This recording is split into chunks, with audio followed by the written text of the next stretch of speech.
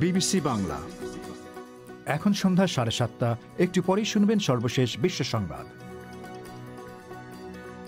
আপনারা বিবিসি শুনছেন ঢাকায় FM 100, রাজশাহীতে 88.8, খুলনায় 88.8। আপনারা যেখানে আছেন, বিবিসি আপনার সাথেই আছে।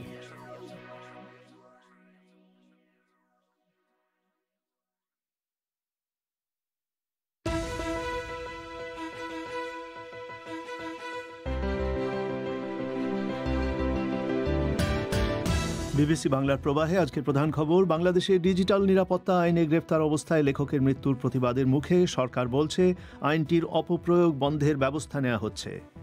সরাসরি মামলা নেওয়া হবে না, পুলিশ এটাকে প্রথমে এনকোয়ারি করে দেখবে এবং এনকোয়ারি সাপেক্ষে তারপরে মামলা নেওয়া হবে। আগে যাতে ধরে না ফেলে, এনকোয়ারির জন্য অপেক্ষা যেন করে, সেই জায়গাটায় আসার জন্য আমরা চেষ্টা করছি, বলছেন আইনমন্ত্রী।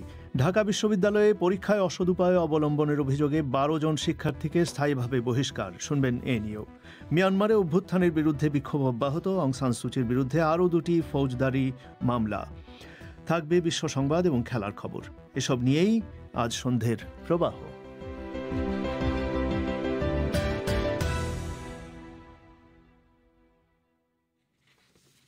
বিবিসি বাংলার সান্ধ্য অনুষ্ঠান প্রবাহে আপনাদের সবাইকে স্বাগত জানাচ্ছি। আমি পুলক গুপ্ত।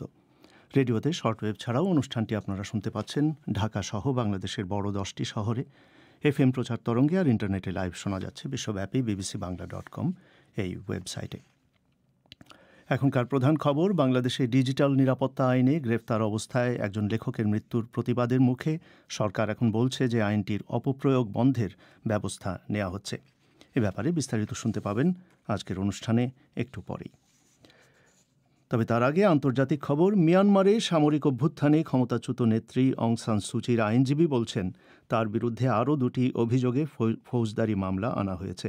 তার বিরুদ্ধে গণ অসন্তোষ সৃষ্টির উস্কানি এবং যোগাযোগ আইন লঙ্ঘনের অভিযোগ আনা হয়। আজ মিস সুচি ভিডিও লিঙ্কে একটি আদালতে হাজিরা দিয়েছেন। আর অন্যদিকে সামরিক বাহিনীর ক্ষমতা দখলের প্রতিবাদে মিয়ানমারে বিক্ষোভে গতকাল 18 জন নিহত হবার পরেও আজও বিভিন্ন শহরে বিক্ষোভ অব্যাহত রয়েছে। বিস্তারিত ফারহানা পারভিনের কাছে। গণ অসন্তোষ সৃষ্টির উস্কানি ও যোগাযোগ আইন লঙ্ঘনের অভিযোগে করা এক মামলায় আজ ভিডিও লিঙ্কে আদালতে হাজিরা দেন অং সান সুচি। 1 ফেব্রুয়ারি সামরিক অভ্যুত্থানে ক্ষমতাচ্যুত ও গ্রেফতার হবার পর এই প্রথম তাকে বাইরের লোকেরা দেখতে পেলেন। তার আইনজীবী জানিয়েছেন এ সময় তাকে দেখে তিনি সুস্থ আছেন বলেই মনে হচ্ছিল। এসব অভিযোগে দোষী সাব্যস্ত হলে তিনি হয়তো ভবিষ্যতে আর কোনো নির্বাচনে অংশ নিতে পারবেন না, এমন কথা কিছু খবরে বলা হয়েছে। এছাড়া ক্ষমতাচ্যুত প্রেসিডেন্ট উইন মিন্টের বিরুদ্ধেও সোমবার বিক্ষোভে উস্কানি দেবার অভিযোগে একটি মামলা করা হয়েছে। অন্যদিকে অভ্যুত্থানের প্রতিবাদে রোববারের বিক্ষোভের সময় নিরাপত্তা বাহিনীর হাতে 18 জন নিহত হবার পর আজ আবারও দেশটির বৃহত্তম শহর ইয়াঙ্গুনে বিপুল সংখ্যক বিক্ষোভকারী রাস্তায় নেমে আসেন। বার্তা সংস্থা AFP খবর দিচ্ছে যে পুলিশের গুলিবর্ষণের পর নিরস্ত্র বিক্ষোভকারীদের পালাতে দেখা গেছে। এসব গুলি রাবার বুলেট ছিল নাকি আগ্নেয়াস্ত্রের গুলি তা পরিষ্কার জানা যায়নি। কিছু ছবিতে বিক্ষোভকারীদের উপর টিয়ার গ্যাস নিক্ষেপ করতেও দেখা গেছে। ইয়াঙ্গুন শহরে বিক্ষোভকারীরা রাস্তার উপর বাঁশ, গাছের ডাল বা সোফার মতো বড় বড় জিনিস ফেলে প্রতিবন্ধকতা তৈরি করছে। গত মাস থেকে শুরু হওয়া অভ্যুত্থান বিরোধী বিক্ষোভে মিয়ানমারে এ পর্যন্ত 21 জন নিহত হয়েছে। ফারহানা পারভিন। বাংলাদেশে ডিজিটাল নিরাপত্তা আইনে গ্রেফতার থাকা একজন লেখকের মৃত্যুর ঘটনার প্রতিবাদে অব্যাহত বিক্ষোভের প্রেক্ষাপটে সরকার এখন আইনটির অপপ্রয়োগ বন্ধে ব্যবস্থা নেবার কথা বলছে। আইনমন্ত্রী আনিসুল হক বিবিসিকে বলেছেন যে এই আইনে কোনো অপরাধের অভিযোগ এলে পুলিশের তদন্তের আগে কাউকে গ্রেফতার বা মামলা নেওয়া যাবে না, এমন ব্যবস্থা নিচ্ছেন তারা। ডিজিটাল নিরাপত্তা আইনে গ্রেফতার থাকা লেখক মুশতাক আহমেদের মৃত্যুর ঘটনার পর আইনটি নিয়ে নতুন করে বিতর্ক সৃষ্টি হয়েছে। এর বিরুদ্ধে অব্যাহত প্রতিবাদের অংশ হিসেবে ঢাকায় স্বরাষ্ট্র মন্ত্রণালয় ঘেরাও কর্মসূচিতে পুলিশের বাধার মুখে সচিবালয়ের সামনে অবস্থান নিয়েছিল বামপন্থী বিভিন্ন ছাত্র সংগঠনের নেতাকর্মীরা। ঢাকা থেকে শুনুন এ নিয়ে কাদির কল্লোলের প্রতিবেদন। আওয়ামী লীগ সরকার ব্যাপক বিতর্কের মুখেই ডিজিটাল নিরাপত্তা আইন প্রণয়ন করে 2018 সালের সেপ্টেম্বর মাসে। শুরুতেই গণমাধ্যম এবং মানবাধিকার কর্মীরা যেমন আপত্তি করেছিলেন, পরে এই আইনের অপপ্রয়োগ নিয়ে তাদের উদ্বেগও প্রকাশ পেয়েছে। সাংবাদিক ও মানবাধিকার কর্মীদের উদ্বেগের মূল বিষয় হচ্ছে ভাবমূর্তি ক্ষুণ্ণ করা, গুজব রটনা বা সরকারের সমালোচনা করা এমন সব অভিযোগ এনে মামলা হলেই আটক করে রাখা হয় এবং সেখানে হয়রানি বা আইনের অপপ্রয়োগ করা হয়। এই আইনে 9 মাস ধরে আটক থাকা লেখক মুশতাক আহমেদের মৃত্যুর পর অভিযোগ ওঠে যে 6 বার আবেদন করেও তার জামিন মেলেনি। তার এই মৃত্যুর ঘটনায় আইনটিকে ঘিরে বিতর্ক আবার আলোচনায় এসেছে। এমন প্রেক্ষাপটে এখন আইনমন্ত্রী আনিসুল হক বলেছেন, তদন্তের আগে মামলা নেওয়া বা কাউকে গ্রেপ্তার করা যাবে না, এমন ব্যবস্থা তাঁরা নিচ্ছেন। সাজা যতটুকু হলে বেইলেবল হবে এবং সাজা যতটুকু হলে নন বেইলেবল হবে, ঠিক সেই প্রিন্সিপালটা ফলো করে, which is practiced all over the world, even in this subcontinent, সেইটা দিয়ে আমরা কিন্তু নির্ণয় করেছি এবং আমরা আলাপ আলোচনা করছি। আমরা বলেছি যে এটা সরাসরি মামলা নেওয়া হবে না, পুলিশ এটাকে তদন্ত করে প্রথমে এনকোয়ারি করে দেখবে এবং এনকোয়ারি সাপেক্ষে তারপরে মামলা নেওয়া হবে। আপনি যেটা বলছেন যে পুলিশ আগে তদন্ত করবে তারপর মামলা নেওয়ার প্রশ্ন আসবে, কিন্তু মামলা হওয়ার সাথে সাথে তো আগে ধরে ফেলে তারপরে। সেটাকেই তো আমি সেইখানেই তো আসতে চাচ্ছি যে আগে যাতে ধরে না ফেলে সেই রকম এবং এনকোয়ারির জন্য অপেক্ষা যেন করে, সেই জায়গাটায় আসার জন্য আমরা চেষ্টা করছি। ডিজিটাল নিরাপত্তা আইন মত প্রকাশ বা বাক স্বাধীনতা খর্ব করছে বলে অভিযোগ রয়েছে। বিশ্লেষকদের অনেকে মনে করেন আইনের কারণে গণমাধ্যমের পাশাপাশি সাধারণ নাগরিকদের মধ্যেও একটা ভয়ের সংস্কৃতি তৈরি হয়েছে। সুশাসনের জন্য কাজ করেন এবং ঢাকা বিশ্ববিদ্যালয়ের আইন বিভাগের অধ্যাপক শাহনাজ হুদা বলেছেন, ভিন্ন মত যাতে না আসে সেজন্য সরকার আইনটি করেছিল বলে তিনি মনে করেন। ডিজিটাল আইনের মাধ্যমে তো একটা ভয় ভীতি প্রদর্শন করে, আমি সত্যি কথা বলতে যদি বলি যে আমাদেরই কিন্তু ভয় লাগে কোনো কিছু সম্পর্কে একটা কমেন্ট করতে, সেটা কিন্তু একটা সেলফ সেন্সরশিপ এসে গেছে কিন্তু সবার উপর। কোনো ধরনের তাদের বিরুদ্ধে সমালোচনা যাতে না হয় এবং যত কিছুই হোক, যেই যেখানেই থাকুক, একটা ভয় অবশ্যই ভিতরে ঢুকে গেছে, যেটাই তারা চাচ্ছিল যে একেবারেই ভিন্ন মতটাকে একেবারে যাতে না থাকে। কিন্তু বিতর্কিত এই আইনকে সরকার বা আওয়ামী লীগ কেন এত প্রয়োজন মনে করছে, এই প্রশ্ন অনেকে তুলেছেন। আওয়ামী লীগের প্রেসিডিয়াম সদস্য এবং সিনিয়র মন্ত্রী ডক্টর আব্দুর রাজ্জাক বলেছেন, এই আইনের ব্যাপারে অভিযোগগুলো নিয়ে তাদের সরকারে এবং দলের উচ্চ পর্যায়ে পর্যালোচনা তারা করছেন।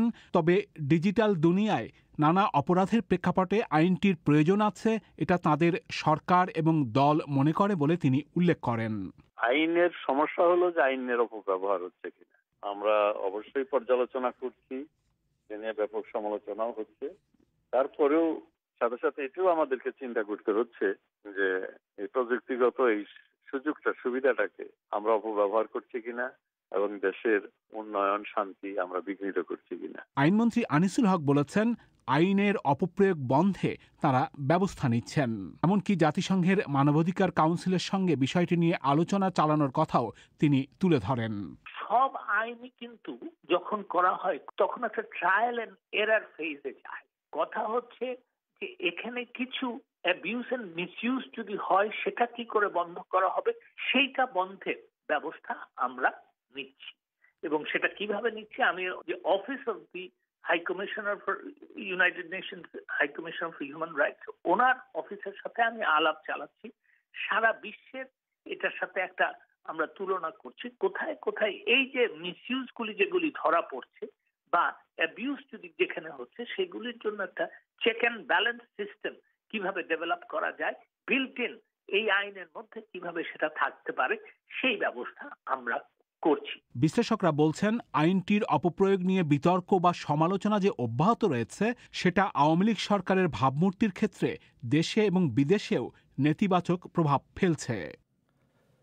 ঢাকা থেকে কাদির কল্লোলের প্রতিবেদন।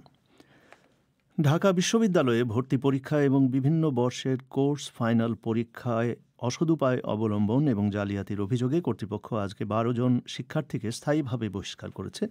এছাড়া একই অভিযোগে আরও 151 জনকে বিভিন্ন মেয়াদে বহিষ্কারাদেশ দেওয়া হয়েছে। কর্তৃপক্ষ বলছে যে এই শিক্ষার্থীদের বিরুদ্ধে অভিযোগ প্রমাণ হবার পরেই সিদ্ধান্ত নেওয়া হয়েছে।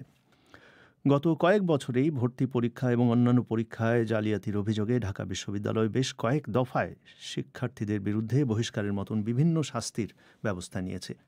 কিন্তু এই ধরনের অপরাধ কেন থামানো যাচ্ছে না? খোঁজ নিয়েছেন ঢাকায় সাইয়েদা আক্তার।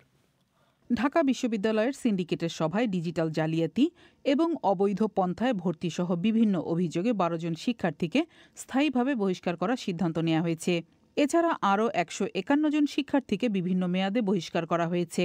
প্রক্টর অধ্যাপক এ.কে.এম. গোলাম রাব্বানী বিবিসিকে বলেছেন, বিশ্ববিদ্যালয়ের শৃঙ্খলা পরিষদের সুপারিশ অনুযায়ী এসব সিদ্ধান্ত নেওয়া হয়েছে। এটি ডিসিপ্লিনারি কমিটির একটা সুপারিশ ছিল, সেটি পার্মানেন্টলি গ্রহণ করা হয়েছে। ঢাকা বিশ্ববিদ্যালয়ে ইতিমধ্যে আপনারা জেনেছেন যে অবৈধ পন্থা এবং ডিজিটাল জালিয়াতির মাধ্যমে যে ভর্তি হয়েছিল, সেই ভর্তিকৃত ছাত্রদের অভিযোগ প্রমাণিত হয় 7 জনকে স্থায়ী বহিষ্কার করা হয়েছে। আর 5 জন বিভিন্ন কলেজে বিভিন্ন পরীক্ষায় বিভিন্ন ধরনের অপরাধে সংশ্লিষ্ট থাকার কারণে স্থায়ী বহিষ্কার। আর 151 জনকে আপনার বিভিন্ন মেয়াদে পরীক্ষায় অসৎ অবলম্বন সহ অসৎ আচরণের দায়ে তাদেরকে বিভিন্ন মেয়াদে শাস্তি প্রদান করা হয়েছে। ঢাকা বিশ্ববিদ্যালয়ে ভর্তির ক্ষেত্রে প্রশ্নপত্র ফাঁস হওয়া, মোবাইল বা অন্য কোনো ডিভাইস ব্যবহার করে প্রশ্নের জবাব পরীক্ষার হলে পৌঁছানো কিংবা একজনের পরীক্ষা আরেকজন দিতে আসা, এমন নানাবিধ অভিযোগ শোনা যায়। অভিযোগের প্রেক্ষাপটে বিভিন্ন সময় কর্তৃপক্ষ নানা ধরনের শাস্তিমূলক ব্যবস্থাও নেয়। অধ্যাপক রাব্বানী বলেছেন, ভর্তি পরীক্ষায় জালিয়াতির অভিযোগে বিশ্ববিদ্যালয়ে 2011-12 শিক্ষাবর্ষ থেকে 2017-18 শিক্ষাবর্ষ পর্যন্ত মোট 85 জনকে স্থায়ী বহিষ্কার করা হয়েছে গত কয়েক বছরে। এর বাইরে বিভিন্ন বর্ষে কোর্স ফাইনাল পরীক্ষায় নকল ও জালিয়াতি সহ অসৎ উপায় অবলম্বনের জন্য প্রায় 3 শতাধিক শিক্ষার্থীকে বিভিন্ন মেয়াদে বহিষ্কারের আদেশ দেওয়া হয়েছে। ভর্তি পরীক্ষা বাদে বিশ্ববিদ্যালয়ের পরীক্ষাগুলোতেও অসৎ উপায় অবলম্বনের অভিযোগে ব্যবস্থা নেওয়া হয়েছে অনেকের বিরুদ্ধে। বিশ্লেষক এবং ঢাকা বিশ্ববিদ্যালয়ের অধ্যাপক জোবাইদা নাসরিন বলছিলেন, এমনই একটি ঘটনার কথা যেখানে বার্ষিক পরীক্ষা চলাকালে তার স্বাক্ষর জাল করেছিলেন একজন শিক্ষার্থী। পরীক্ষা ডিউটিতে আমরা দুভাগে আসলে সিগনেচার করি, একটা হলো মূল খাতায় আর একটা হলো এক্সট্রা শিট। যখন কোনো শিক্ষার্থী নেন তখন দেখলাম 1 ঘন্টা পরে শিক্ষার্থীর এক্সট্রা শিটে আমার সিগনেচার হওয়ার, যেটা হওয়ার কথা না, কারণ আমরা সাধারণত 1 ঘন্টার মধ্যে শিক্ষার্থীরা এক্সট্রা পেজ নেন না। তখন আমাদের আরেকজন শিক্ষক তিনি বললেন, আমাকে জিজ্ঞেস করলেন যে আমি কোনো খাতায় এক্সট্রা শিটে সাইন করেছি কিনা। আমি বললাম যে না, মাত্র 1 ঘন্টা হয়েছে, আমি কোনো এক্সট্রা শিটে সাইন করিনি। আমি যখন অনেকক্ষণ জেরা করলাম, প্রথমে কিন্তু কিছুতে স্বীকার করছিলেন না, পরবর্তী বললেন যে আগের পরীক্ষার দিন উনি সেই এক্সট্রা শিটটি বাসায় নিয়ে গিয়েছিলেন বা হলে নিয়ে গিয়েছিলেন, এবং সেই শিটে তিনি লিখে এনেছেন। বিশ্ববিদ্যালয় কর্তৃপক্ষ বলছে, বহিষ্কারকৃত এই শিক্ষার্থীদের নামে ইতিমধ্যেই জালিয়াতি এবং অসৎ উপায়ের অভিযোগে 4টি মামলা চলমান রয়েছে। পাবলিক পরীক্ষা আইন, মানি লন্ডারিং আইন এবং কিশোর অপরাধ আইনের বিভিন্ন ধারায় ঢাকা বিশ্ববিদ্যালয় প্রশাসন এই মামলাগুলো করেছিল। মামলাগুলোর তদন্তের কাজ করছে সিআইডি। বাংলাদেশে পরীক্ষায় নকল বা প্রশ্ন ফাঁসের মতো অনৈতিক কর্মকাণ্ডের অভিযোগ নতুন নয়। বিশ্লেষকেরা মনে করেন, সমাজে আইন শৃঙ্খলা ব্যবস্থার সামগ্রিক পরিস্থিতি এজন্য দায়ী। এছাড়া এক ধরনের সামাজিক ও মনস্তাত্ত্বিক কারণে যে কোনো মূল্যে ঢাকা বিশ্ববিদ্যালয় বা মেডিকেলের মতো শীর্ষ শিক্ষা প্রতিষ্ঠানে পড়ার সুযোগ কিংবা একটি চাকরির নিশ্চিত সুযোগ অর্জন করতে চান অনেকে, সেটিও এর আরেকটি কারণ। অধ্যাপক জোবাইদা নাসরিন মনে করেন, শিক্ষার চেয়ে ফলাফল এখন গুরুত্বপূর্ণ হয়ে উঠেছে সমাজে, আর সে কারণেই এসব অসৎ উপায় বন্ধ করা যায় না। আসলে প্রশ্নপত্র ফাঁস, প্রশ্নপত্র জালিয়াতি এবং পরবর্তীতে যারা বিশ্ববিদ্যালয়ে জালিয়াতির মাধ্যমে ভর্তি হয়, এদের বাইরেও কিন্তু এই বিভিন্ন পরীক্ষায় বা বিভিন্ন সময় আমরা জালিয়াতির নজির দেখি। এবং এক্ষেত্রে যে জায়গাটা দেখি যে শিক্ষা আসলে সার্টিফিকেট ওরিয়েন্টেড হয়ে গেছে এখন। বিশ্ববিদ্যালয়ে ভর্তির ক্ষেত্রে কিন্তু অনেকগুলো বিষয় আছে। একটা তো হলো যে আপনার শিক্ষাকে যে আমরা এখন তো দৌড়ের মধ্যে দেখছি যে কে কত GPA-5 পাচ্ছে, শিক্ষার চেয়ে ফলাফলটা গুরুত্বপূর্ণ হয়ে যাচ্ছে। দ্বিতীয়ত হলো এই প্রশ্ন ফাঁসের সঙ্গে কিন্তু একটা বড় সিন্ডিকেট আছে এখানে, যেমন কর্মচারী কর্মকর্তা থেকে শুরু করে এটার সঙ্গে কোচিং এর লোকজন, অভিভাবকরা, বিশাল একটা সিন্ডিকেট, যেটা রেজিস্টার হোল্ডার অনেক। সমাজবিজ্ঞানীরা মনে করেন, ভর্তি পরীক্ষা এবং অন্যান্য পরীক্ষায় জালিয়াতির মতো অনৈতিক কর্মকাণ্ড বন্ধ করার জন্য দেশের শিক্ষা ব্যবস্থায় আমূল পরিবর্তন আনা প্রয়োজন। সাইয়েদা আক্তার। শ্রোতাদের জানিয়ে রাখি যে আন্দামান সাগরে ভাসমান একটি নৌকা থেকে 81 জন রোহিঙ্গা নারী পুরুষকে উদ্ধার করার পর ভারত সরকার এখন তাদেরকে আবার বাংলাদেশে ফেরত পাঠাতে চাইছে এবং ভারত বলছে যে বাংলাদেশের সরকারের সঙ্গেও তারা কথাবার্তা বলছে। এই নিয়ে একটি প্রতিবেদন শুনতে পাবেন আজকের প্রবাহে একটু পরেই। আপনারা শুনছেন বিবিসি বাংলার সান্ধ্য অনুষ্ঠান। এবারে আজকের সংক্ষিপ্ত বিশ্ব সংবাদ মিজানুর রহমান খানের কাছে। হংকংয়ে নতুন নিরাপত্তা আইনের প্রতিবাদে গণতন্ত্রপন্থী আন্দোলনকারীরা গত কয়েক মাসের মধ্যে সবচেয়ে বড় বিক্ষোভ সমাবেশ করেছে। নাশকতার অভিযোগে নতুন আইনে আটক 47 জনকে আজ আদালতে নেওয়ার সময় বাইরে কয়েকশো মানুষ জড়ো হয়ে বিক্ষোভ করে। এ সময় আদালতের বাইরে প্রচুর পুলিশ মোতায়েন ছিল। পুলিশ বিক্ষোভকারীদের সতর্ক করে যে এরকম বিক্ষোভ সমাবেশ করলে তাদের বিরুদ্ধেও অভিযোগ আনা হতে পারে। চীনে কর্মরত বিদেশি সাংবাদিকরা বলছে, করোনা ভাইরাস মহামারী সামলাতে দেওয়া বিধিনিষেধ এবং নজরদারি কাজে লাগিয়ে সরকার তাদের সাংবাদিকতা ব্যাহত করছে। এক সমীক্ষায় বিদেশি সাংবাদিকদের প্রত্যেকে বলেছেন তাদের কাজের পরিবেশ কঠিন হয়ে পড়েছে। 2020 সালের প্রথমার্ধে কমপক্ষে 18 জন বিদেশি সাংবাদিককে চীন থেকে বহিষ্কার করা হয়েছে। যারা এখনও রয়েছেন তারা বলছেন কাজ করতে গিয়ে তাদেরকে চরম হেনস্থার শিকার হতে হচ্ছে। হত্যাকাণ্ডের শিকার সৌদি সাংবাদিক জামাল খাশোগজির তুর্কি বাগদত্তা তার প্রেমিককে হত্যার জন্য সৌদি যুবরাজ মোহাম্মদ বিন সালমানের শাস্তি দাবি করেছেন। ওই হত্যাকাণ্ড নিয়ে মার্কিন একটি গোয়েন্দা রিপোর্ট প্রকাশের পর তার প্রথম প্রতিক্রিয়ায় হাতিস চেঙ্গিস টুইটারে এক পোস্টে বলেছেন, যুবরাজ মোহাম্মদের উপর নিষেধাজ্ঞা চাপানো না হলে তা মানবতার উপর কালিমা লেপনের সমান হবে। হোয়াইট হাউস ছাড়ার পর তার প্রথম ভাষণে সাবেক প্রেসিডেন্ট ডোনাল্ড ট্রাম্প রিপাবলিকান পার্টিতে তার নেতৃত্বের আকাঙ্ক্ষা পুনর্ব্যক্ত করেছেন। দক্ষিণপন্থীদের এক সভায় দেওয়া ভাষণে নতুন দল গঠনের সম্ভাবনা নাকচ করে দিয়েছেন মিস্টার ট্রাম্প এবং ইঙ্গিত দিয়েছেন 2024 সালের নির্বাচনে তিনি আবার দাঁড়াবেন। তিনি আবারও তার ভিত্তিহীন দাবি তুলে ধরে বলেছেন, নভেম্বরের নির্বাচনে আসলে তিনিই জয়ী হয়েছেন। ভারতে করোনা ভাইরাস মোকাবেলার জন্য আজ গণ টিকাদানের দ্বিতীয় পর্ব শুরু হয়েছে। এর আওতায় সারা ভারতে 45 ও 60-এর বেশি বয়সের লোকেরা যাদের আগে থেকেই কোনো স্বাস্থ্য সমস্যা আছে তারা টিকার প্রথম ডোজ নিতে পারবেন। প্রধানমন্ত্রী নরেন্দ্র মোদী নিজে আজ ভারতে তৈরি কোভ্যাক্সিন টিকা নিয়েছেন এবং তার একটি ছবি টুইটারে প্রকাশ করে আশা ব্যক্ত করেছেন যেন টিকা নেবার উপযুক্ত সবাই টিকা নেন। কোভ্যাক্স প্রকল্পের আওতায় প্রথম টিকা নিয়েছেন গানার প্রেসিডেন্ট নানা আকুফো আড্ডো। দরিদ্রতর দেশগুলোতে লোকজনকে কোভিডের টিকা দেবার জন্য এই প্রকল্পটি নেওয়া হয়েছে। মিস্টার আকুফো আড্ডো এ উপলক্ষে লোকজনকে টিকার ব্যাপারে কোনো ষড়যন্ত্র তত্ত্বে বিশ্বাস না করার আহ্বান জানিয়েছেন। গানায় আগামীকাল থেকে গণ টিকাদান শুরু হবে। এছাড়া আফ্রিকার আরেকটি দেশ আইভরি কোস্টে আজ ব্যাপক ভিত্তিতে কোভ্যাক্সের টিকাদান শুরু হচ্ছে। বিশ্ব সংবাদ শুনছিলেন মিজানুর রহমান খানের কাছে। আপনারা শুনছেন সান্ধ্য অনুষ্ঠান প্রবাহ। এবারে আজকের খেলার খবর।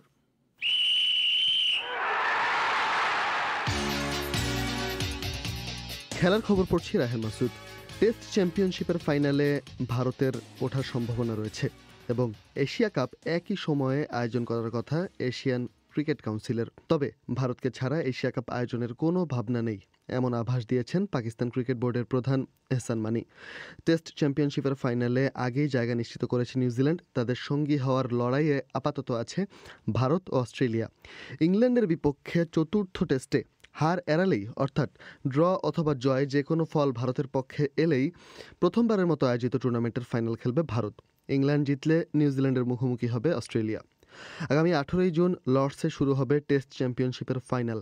এবারের এশিয়া কাপও আয়োজিত হওয়ার কথা সেই সময়েই। তাই আসরটি পিছিয়ে দেওয়ার সম্ভাবনার কথা করাচিতে এক সংবাদ সম্মেলনে জানান এহসান মানি। ওদিকে নতুন দায়িত্ব নিয়ে শ্রীলঙ্কান ক্রিকেটে ফিরেছেন টম মুডি। সাবেক অস্ট্রেলিয়ান এই অলরাউন্ডার ক্রিকেট পরিচালক হিসেবে কাজ করবেন শ্রীলঙ্কা ক্রিকেটে। একটি বিবৃতিতে বোর্ড জানায়, বোর্ডের টেকনিক্যাল অ্যাডভাইজারি কমিটির সুপারিশে মুডিকে এই দায়িত্ব দেওয়া হয়। 3 বছরের জন্য তার সাথে চুক্তি করেছে এসএলসি। এই সময়ে মুডি কাজ করবেন মূলত পরামর্শক হিসেবে। বাধ্যতামূলক 300 দিন কাজ করতে হবে তাকে। ভবিষ্যৎ সূচি নিয়ে পর্যালোচনা, ঘরোয়া ক্রিকেট কাঠামো, ক্রিকেটারদের কল্যাণ, শিক্ষা ও দক্ষতা উন্নতিতে নজর দেওয়ার সাথে আরও কিছু কাজ করবেন মুডি।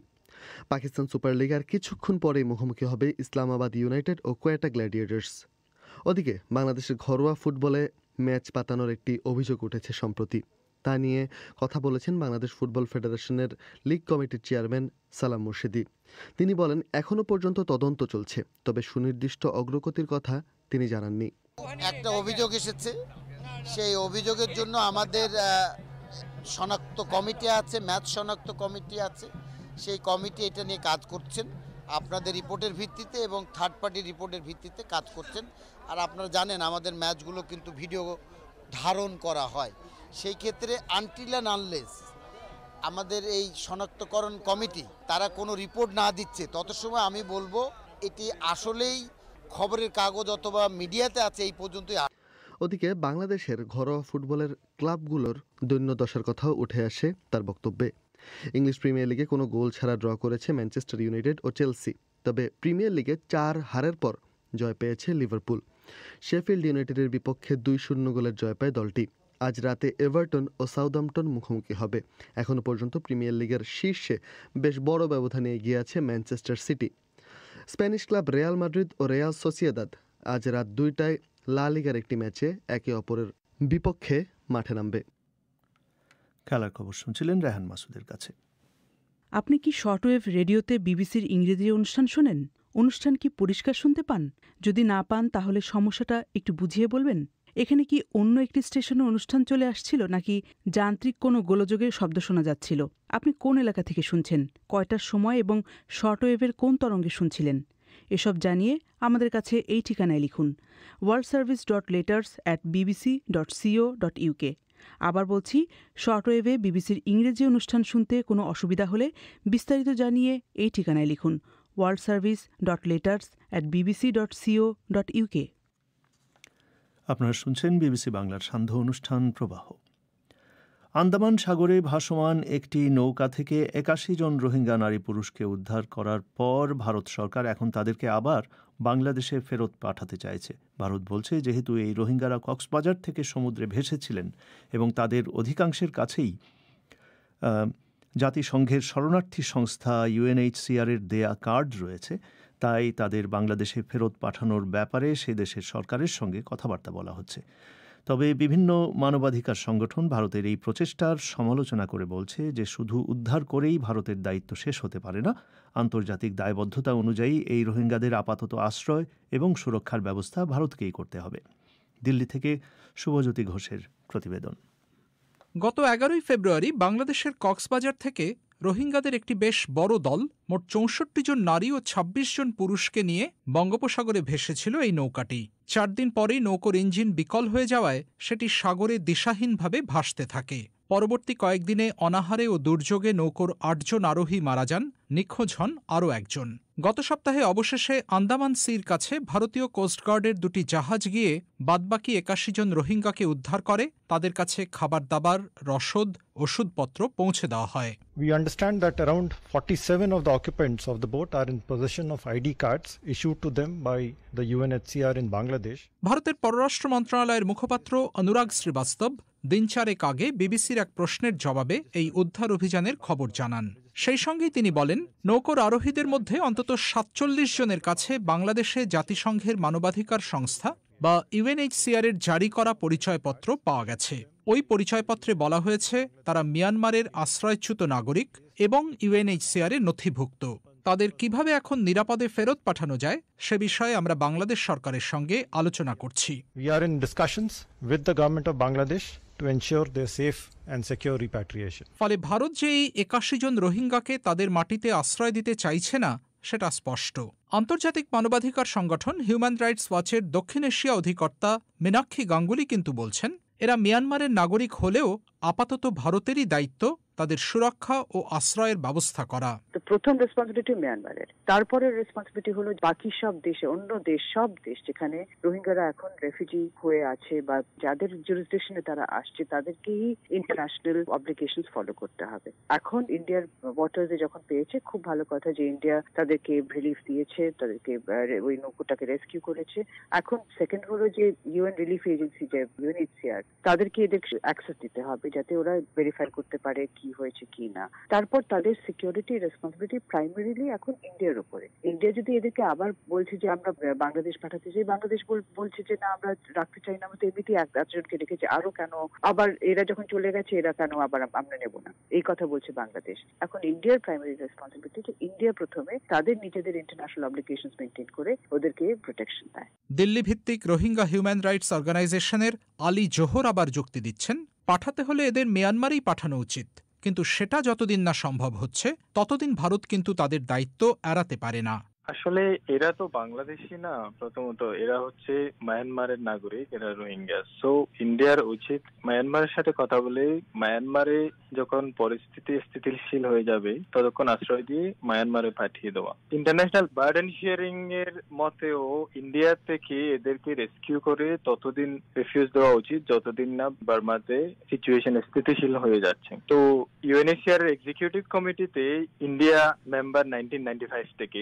ইন্ডিয়া যদিও 1951 কনভেনশনের সিগনেটারি না, তবে যখন ইন্ডিয়া এক্সিকিউটিভ কমিটিতে মেম্বার, ইন্ডিয়া থেকে এই জিনিসটাকে বিবেচনা করা উচিত। আর এরা সমুদ্রকে সেফ মনে করেছে ওইখানে থাকার চেয়ে, এই জন্যই এরা অ্যাকচুয়ালি এত বড় রিস্কটা নিতে তৈরি হয়েছে। তো ওইটাকে বিবেচনা করে হিউম্যানিটেরিয়ান দিকটা দেখে অ্যাকচুয়ালি ইন্ডিয়ার উচিত এদেরকে আশ্রয় দেওয়া। এই বিতর্কের মধ্যে ওই 81 জন রোহিঙ্গা এই মুহূর্তে কোথায় কিভাবে আছেন তা কিন্তু একেবারেই স্পষ্ট নয়।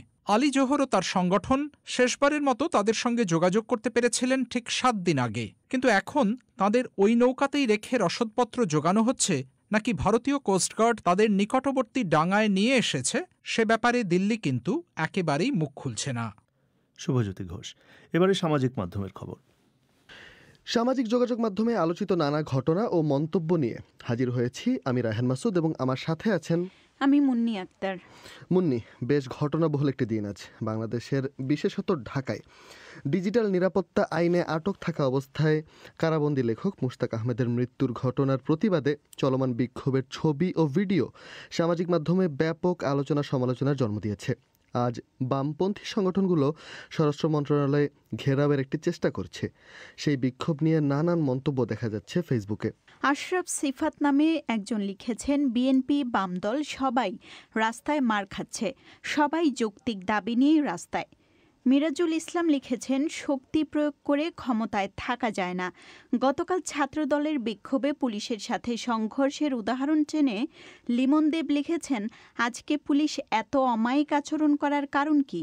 গতকাল তো হিংস্র হয়ে গিয়েছিল। আবার অসমাপ্ত সাগর নামের আইডি থেকে বলা হয়েছে, শান্তিতে কমেন্টও করা যায় না ডিজিটাল নিরাপত্তা মামলার ভয়ে। এদিকে সুনামগঞ্জের শিমুল বাগানের সাম্প্রতিক কিছু ছবি নিয়েও সামাজিক যোগাযোগ মাধ্যম ব্যবহারকারীদের মধ্যে ব্যাপক আগ্রহ দেখা যাচ্ছে।